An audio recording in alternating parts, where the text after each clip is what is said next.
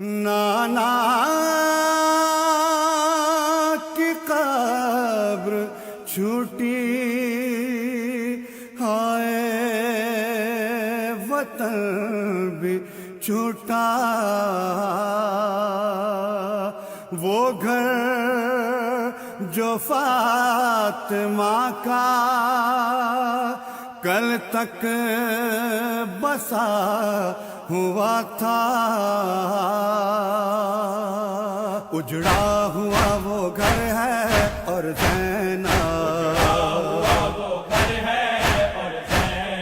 کفار کا لشکر ہے اور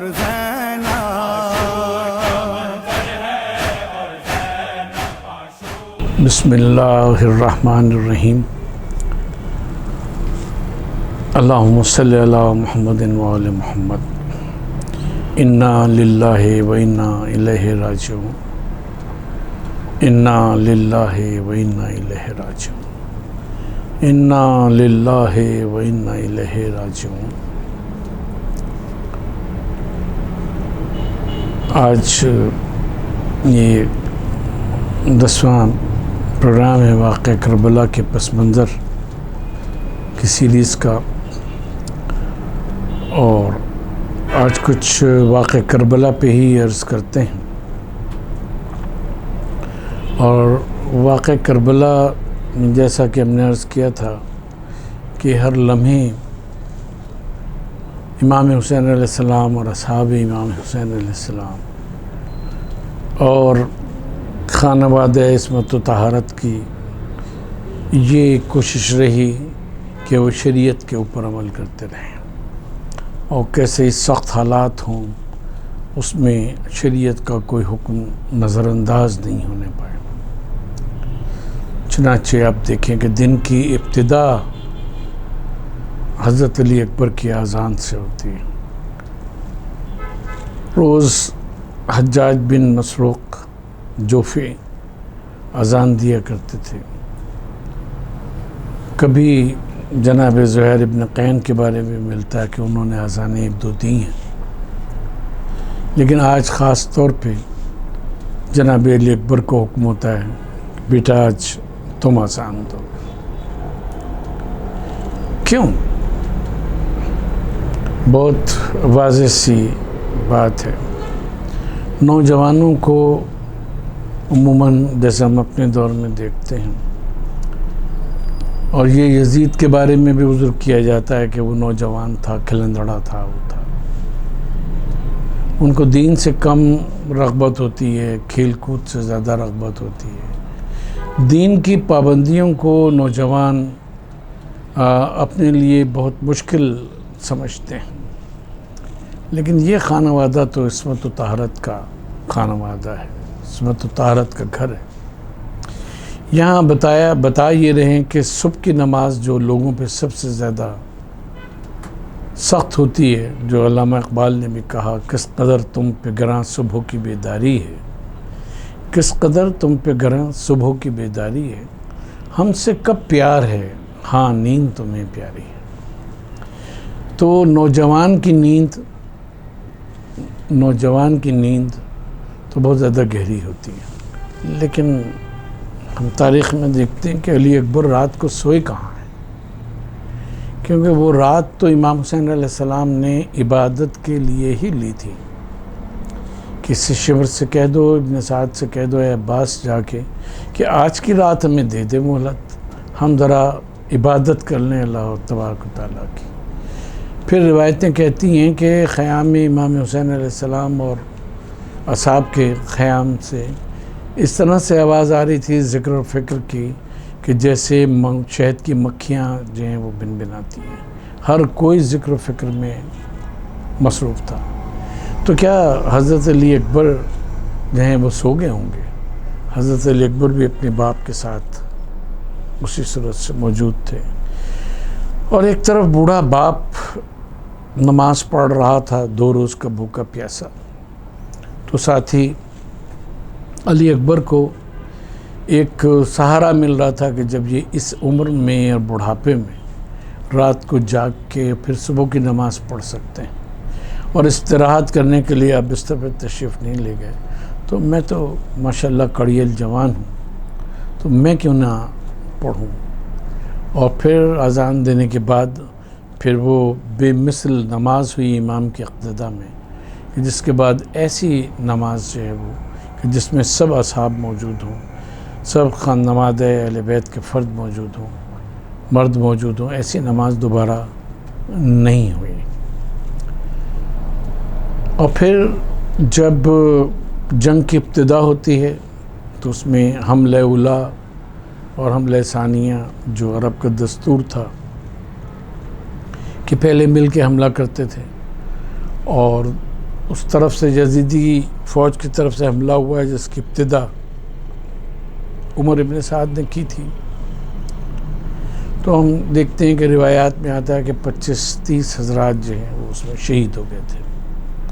بلکہ بعض میں 40 تک روایت آتی ہے جو زیادہ معتبر ہے۔ اس کے بعد پھر ایک ایک کر کے مبارز طلبی، اس کو کہتے ہیں مبارز طلبی، ایک ایک کو اس کے لیے بلانا کہ ہے کوئی جو ہمارے مقابلے میں آئے۔ تو اب اس مقابلے میں آنے کے لیے بھی، یہ کہنے کے لیے کہ ہمارے مقابلے میں ہے کوئی جو آئے، اس کے لیے بھی شجاعت چاہیے، دل گردہ جس کو کہنا چاہیے وہ چاہیے۔ اس کے بعد مبارزت طلبی شروع ہوئی۔ اصحاب امام حسین جو تھوڑے سے باقی رہ گئے تھے انہوں نے جنگ کی ہے، اور اہل بیت علیہ السلام نے ان کے ساتھ کی، یہاں تک کہ وقت جو ہے وہ ظہر کا وقت آ گیا، اور ظہر کے وقت کے بعد ایک ایک کر کے جانا شروع ہوئے ہیں۔ ظہر کا جب وقت آیا اور امام حسین علیہ السلام نے اپنے 2 صحابیوں سے کہا کہ تم آگے کھڑے ہو، میں نماز پڑھا رہا ہوں، تم آنے والے تیروں کو اپنے اوپر روکو، تو لوگ سمجھتے ہیں کہ شاید وہ 72 کا لشکر تھا، 73 کا لشکر تھا، یہ 70 کا ہوگا، نہیں، اس میں 15 سے 20 افراد تھے، اور ان میں سے بھی جناب حر بن یزید ریاحی اور جناب حبیب ابن مظاہر اور جناب مسلم ابن اوسجہ وہ تھے کہ جنہوں نے اس نماز کی حفاظت کی ہے، ان 2 حضرات کے علاوہ انہوں نے دشمنوں کے وہ جو ہیں حملے انہیں روکے ہیں۔ اور یہاں تک کہ کہا جاتا ہے، جو تاریخ میں ملتا ہے، کہ جب وہ حملہ ختم ہوا تو وہ 2 صحابی جو تھے وہ تو شہید ہوئے، اس کے ساتھ ساتھ یہ تینوں بھی بے انتہا زخمی ہو گئے، اور پھر بڑی مشکل میں انہوں نے جنگ کی ہے، بڑی مشکل میں لڑے۔ اور پھر جناب علی اکبر اور جناب قاسم اور پھر حضرت عباس علیہ السلام، اور پھر ان سب سے کہ چھوٹوں میں آپ اگر آ جائیے، یعنی علی اکبر ان میں سب سے چھوٹے ہیں، میں آ جائیے تو جناب قاسم کے جن کی عمر صرف 13 سال بیان کی جاتی ہے، زیادہ سے زیادہ 13 سال بیان کی جاتی ہے، اس سے کم بھی بیان کی گئی ہے۔ اور ان کی تعریف جب مقتل میں پڑھتے ہیں تو شہادت پڑھنے سے پہلے ہی آنکھوں میں آنسو آتے ہیں،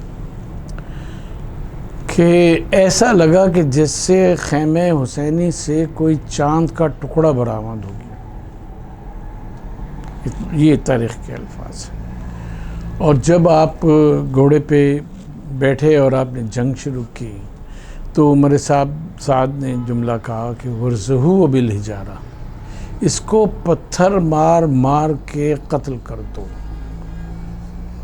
لفظی ترجمہ جو ہوگا کہ اس کو چور چور کر دو، پتھر مار مار کے۔ پھر جناب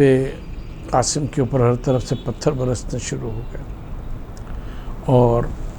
آپ کی شہادت جو تھی وہ واقع ہو گئی۔ جناب علی اکبر کی برچھی لگی کلیجے میں، اور ہمارے پردادا کا شعر ہے، اس کا مصرع ہے، گڑھی ہے قلب میں برچھی، بڑے بے چین اکبر ہیں، بڑے بے چین اکبر ہیں۔ تو ہم یہ دیکھتے ہیں کہ اس کے بعد پھر وہ وقت بھی آتا ہے کہ جب امام حسین علیہ السلام آخری شہادت کے لیے تشریف لے جاتے ہیں، اور اس میں بھی ہمیں عجیب و غریب منظر نظر آتا ہے کہ امام حسین علیہ السلام جس وقت پشت فرس سے زمین پہ تشریف لاتے ہیں تو اس وقت عصر کی اذان ہوتی ہے، تو اس کو نظر انداز نہیں کرتے کہ اس وقت میرے جسم پہ 3000 سے زیادہ زخم ہیں، اتنا میں زخمی ہوں، چور چور ہوں، گرتے ہیں، تو نماز تو نہیں پڑھ سکتے، لیکن اپنی پیشانی سجدے میں رکھ دیتے ہیں، سجدے معبود ادا کرتے ہیں، اور اس میں فرماتے ہیں رضن بقضائک و تسلیما لامرک، لا معبود سواک، پروردگار میں تیرے حکم کے سامنے سر تسلیم خم کرتا ہوں، تیرے سوا کوئی معبود نہیں، تیری جو رضا ہے، جس طرح سے میرا کنبہ لٹا،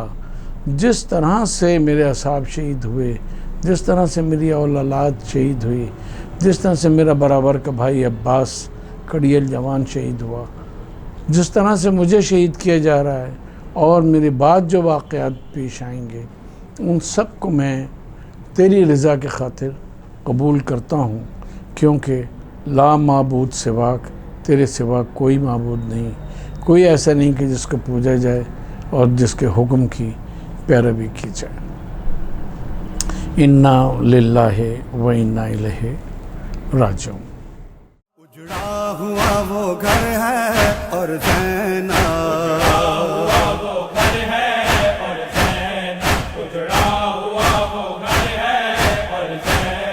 کفار کا لشکر ہے، کفار کا لشکر ہے اور زینب